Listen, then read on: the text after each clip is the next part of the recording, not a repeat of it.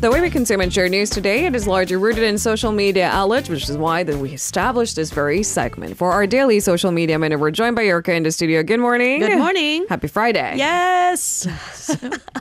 Happy. We made it. Happy. Yay. Gotta give ourselves a little pat on the back. Let's get started. Paris Fashion Week. It is kind of the fashion week to look out for, right? London, absolutely. New York, Paris. It's one of the biggest in the world. Gotta say. Yeah. And a lot of K-pop stars take center stage there. They get endorsements. They get front row seats. The works, really. Yeah. Cameras, focusing on, who was there. Who is there? What are they wearing? Exactly. What are they wearing? Now, like Lena just said, K-pop stars, idols, continue to grace Paris Fashion Week with their presence this year. And fans and fashionistas are delighted to see them. Popular members of K-pop girl groups were among the A-list attendees throughout the event that was held in Paris from February 26th to March 5th. I know I sound ancient as I say this, but we've come such a long way. You don't understand. Blackpink endorsements didn't happen overnight. There was a time when Big Bang members, spent their own money, namely GD, spent his own money to represent a certain brand, and then Karl Lagerfeld noticed him. That's right. It's not the other way around, and we've come a long way. And now we're going to mention some names here. It's not just one K-pop girl group. No. Or just one member of, a specific girl group. It's a bunch of them, being seen and being photographed and their photos and videos being shared on social media. Lisa of Blackpink was one of them. She attended the fashion show of luxury brand Louis Vuitton on the final day of the event. And she obviously shared photos of herself on social media. There was one where she was photographed with the brand's artistic director, Nicolas Guesquière, and a video of Lisa posted by Louis Vuitton, the brand, attending the show garnered significant online buzz as well. Other K-pop stars who joined Lisa at the same show included Hain from New Jeans, and Nayeon from Twice. Jennie from Blackpink. I mean, all the members of Blackpink were there in Paris. Jennie from Blackpink appeared on the Chanel show earlier this week on Tuesday. Her bandmate Jisoo attended the Dior show. Rosé was seen mingling with the actress Lily Collins at the Saint Laurent show. Apparently, the Saint Laurent show was so hyped up. People are taking apart the pictures. Like, they're talking about the couch at the... That's right. I saw that too. Did you see it? Yeah. I just thought it was funny. I mean, it's a very stylish couch, don't get me wrong, but we're clearly obsessed. That's right. Tang Won-young of IVE also turned heads at the Miu Miu show on Tuesday. She was joined by Twice member Momo and 여자 아이들 member Minnie. Giselle of aespa attended the Loewe fashion show. She's the ambassador of the Spanish luxury brand. And all ITZY members, excluding Leah, who is on a hiatus, were present at the Carez show on February 28th. All right. So what can we owe such a large presence of K-pop stars at the Paris Fashion Week to? A lot of things. I mean, K-pop is getting so much attention. I mean, it's mainstream. It's gone mainstream now. Yeah. We see like news really often of how a certain K-pop group made the Billboard 200 album charts, topped it, it's a funny thing because if you try to explain why now, it's really difficult because it's not as if K-pop stars weren't talented before, weren't beautiful before, relevant before. Right. It's just stars are aligning so perfectly. When someone asked me why is BTS the one to make it, I didn't have a simple answer. It's a momentum that we're seeing. Yeah, and the timing is wonderful. Exactly. So analysts suggest the large presence of K-pop stars at Paris Fashion Week with the fashion industry's focus on a younger demographic. That's one of the reasons. They say that tens of millions of social media followings of these K-pop stars make them really attractive brand partners. It's lucrative business, right? I mean, Lisa alone, for example, boasts 100 million Instagram followers alone. Wow. Yep, that's huge. Now, K-pop's global reach and the increasing fluency of these members when they, speak English are also cited as factors as well. I guess it makes them more approachable. Yeah, right? It makes the interview process more smooth. Not every single one that has to be attached with a translator. That makes it less personal. I mean, the fact that, Lily Collins and, Rose can talk to each other, that makes it probably more intimate. That's right. So all members of Blackpink, for example, they really don't have much difficulty communicating in English. Stars like Hae and Jang Won-young are also known for their English skills. We've come a long way. All right. So lots to be talked about from Paris Fashion Week, but I think pictures speak 1,000 words. So look at them. It's just really stylish and fun.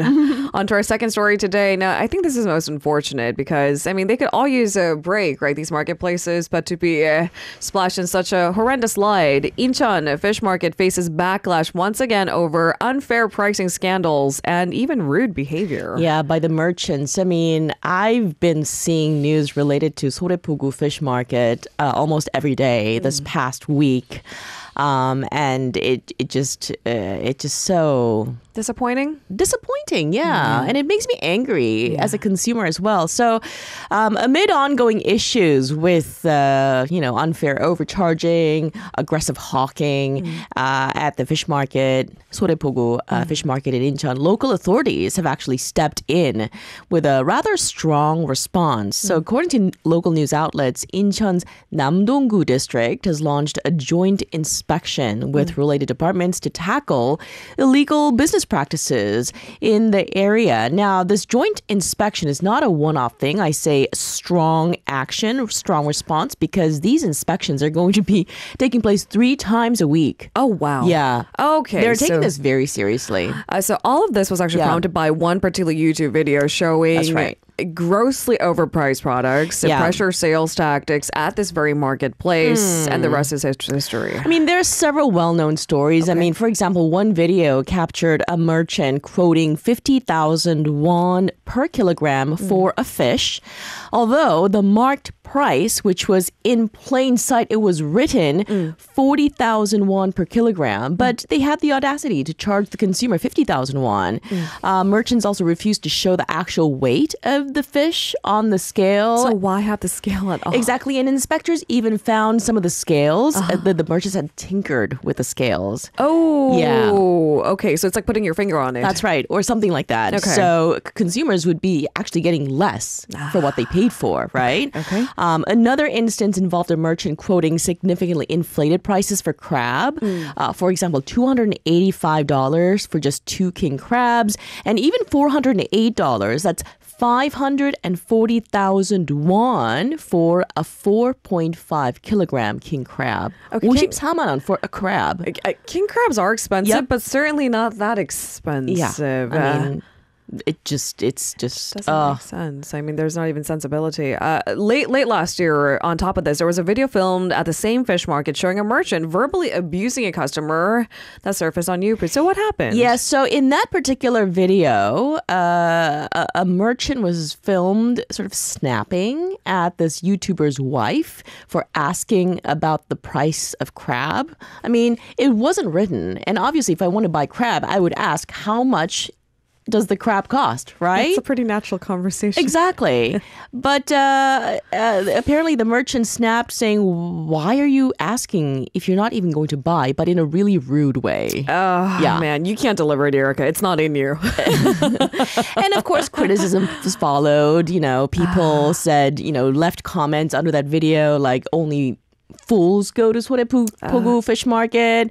And another person rather sarcastically commented, I guess they're going to kneel down again to apologize. Okay. Yep. So it's an awful reputation for the Sorepogu fish market. If you think about it, it's unfair to other merchants who probably had nothing to do with these incidents. It's not all of the merchants. I have to make that clear. Because there's a lot of merchants there. And how unfair is that? The fish market found itself at the center of public outrage when customers discovered that merchants had even replaced fresh live blue crabs with dead ones, We're talking about missing legs and styrofoam boxes after purchase was made. Yeah, so, the customers would look at the live crab and, they're probably really happy to be buying fresh crab. And then once they get home, they open these styrofoam boxes, they discover that the crabs are dead and they're missing claws and legs.